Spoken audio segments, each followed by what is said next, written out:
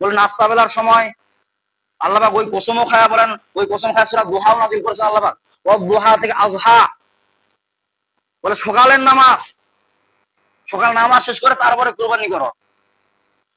মুফাসসিরগণ ব্যাখ্যা লিখছেন যারা কুরবানি করবেন ওদিন রাত্রে তার রোজা রাখা নফল, বলুন না সুবহানাল্লাহ।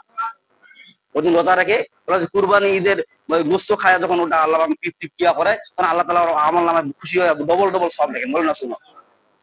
কেন সওয়াব লেখেন? মুফাসসিরগণ ব্যাখ্যা লিখেছেন যে সন্তানকে কুরবানি করা হচ্ছে, বলেন না সুবহানাল্লাহ।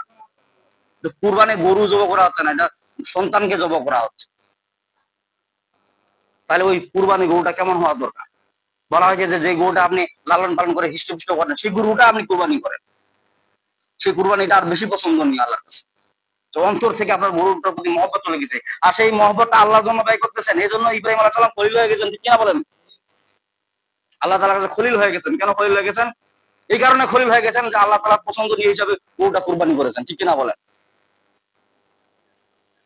আল্লাহ বলতেছেন যে তোমার অন্তর যেটা তোমার যেটা পছন্দ করে, তোমার গভীরে যেটা, সেটা তুমি জবাহ করো, কুরবানি করো। আল্লাহ বলে ফাসালিল রাব্বিকা ওয়ানহার, তোমার রবের নামে তুমি কুরবানি করো। তোমার রবের নামে কি করো?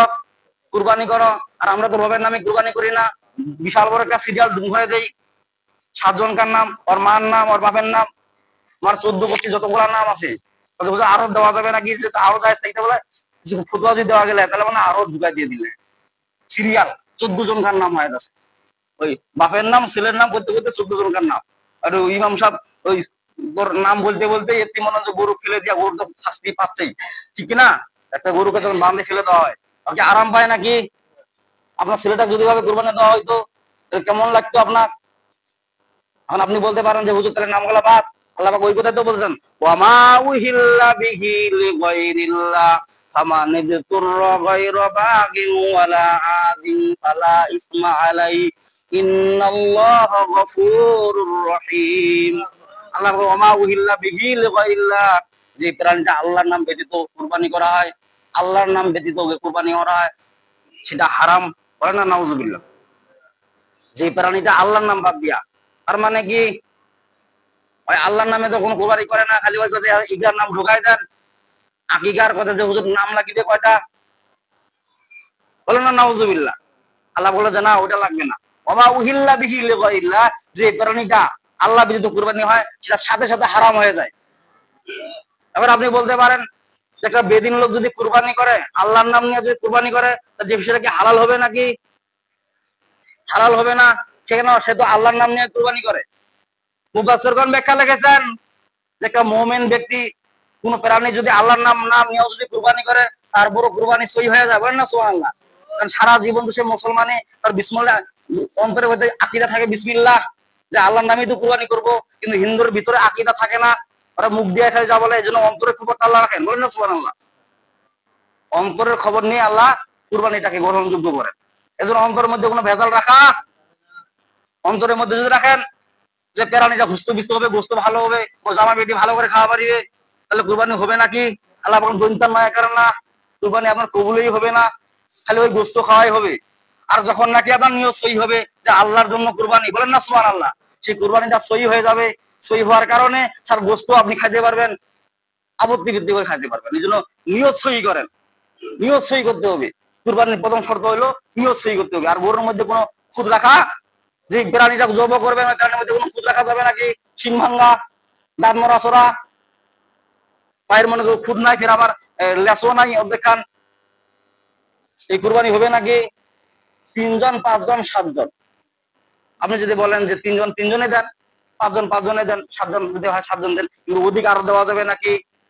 নাম ঢুকাই দেন, যাবে না। আর ছাগল আপনি একা একজনে দিতে হবে, খাসি ছাগল।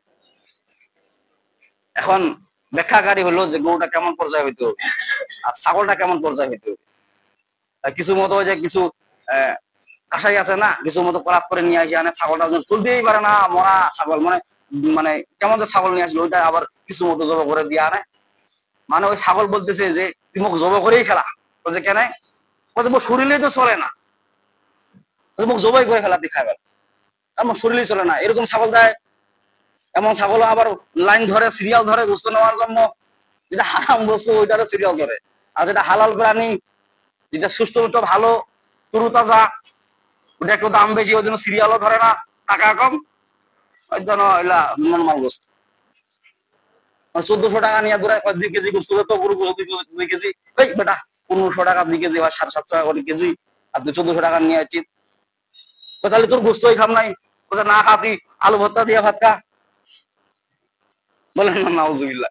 গরিব দুঃখী আল্লাহ আল্লাহ রাসূল বলছেন যখন নাকি তোমার পাশে যখন অসহায় লোক যাবে গরিব দুঃখী, সে তার ঢুকতেছে 1400 টাকা, তুমি 2 কেজি গোস্ত দিয়ে দাও, হয়তো বা ওর প্রাণী বাড়ির মধ্যে মনে করে যে মেহমান আসছে গরিব হালতে চলতেছে, রাসূল বলছেন যে তাকে তুমি দেখো, আল্লাহ তোমার ব্যবসার মধ্যে বরকত দিবেন। বলেন না সুবহানাল্লাহ। একজন দুজন কাকে যদি এইভাবে দেয় লস হবে নাকি? এখন তো আবার দেখবেন যে কিছু ভিক্ষুক সিরিয়াল ধরে সিরিয়াল, যেহেতু দেশে গরিব